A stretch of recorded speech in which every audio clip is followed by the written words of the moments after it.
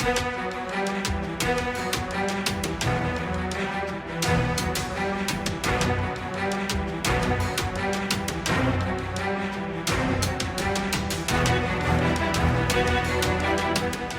रात्री 2:30 वाजता एक शाहरुख पिंजारी नावाचा एक रिक्षा चालकाचा फोन शिरपूर पोलीस स्टेशनला आला आणि 112 डायलला एक फोन आला की बँक ऑफ बडोदा येथील एटीएम समोर एक पिकअप व्हॅन आणि 2 इसम संशयितरित्या तिथे फिरत आहे.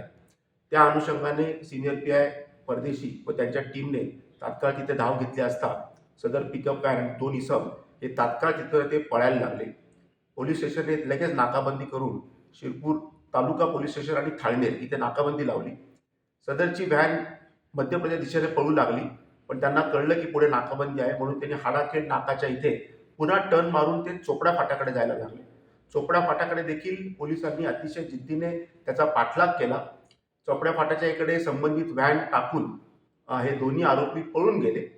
त्याच्यानंतर काही तांत्रिक पद्धतीने तपास करून आणि फास्टॅगवरनं रिव्हर्स आपण त्यांचा तपास करून 2 आरोपी हेमंत सुखलाल माळी राहणार धुळे आणि विजय देवा जाधव राहणार जिल्हा जळगाव या दोघांना आपण ताब्यात घेतले आहे. त्यांच्याकडनं पिकअप व्हॅन देखील आपण जप्त केलेली आहे व इतर जेवढं साहित्य होतं ते देखील जप्त केलेलं आहे.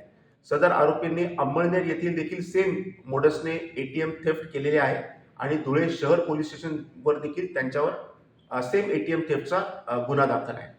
मी आपल्या माध्यमातून सगळ्यांना एक आवाहन करू इच्छितो की ज्याप्रमाणे शाहरुख पिंजारी रिक्षा चालक यांनी पोलिसांना अतिशय योग्य वेळी माहिती दिली आणि आपण हा इतका मोठा गुन्हा उघडकीस आणू शकलो, तसेच सर्व नागरिकांना असे आवाहन करण्यात येते की कोणत्याही स्थितीमध्ये आपल्याला काही सस्पिशियस आढळलं तर तात्काळ 112 डायल 112 वर आपण कॉल करावा. धन्यवाद.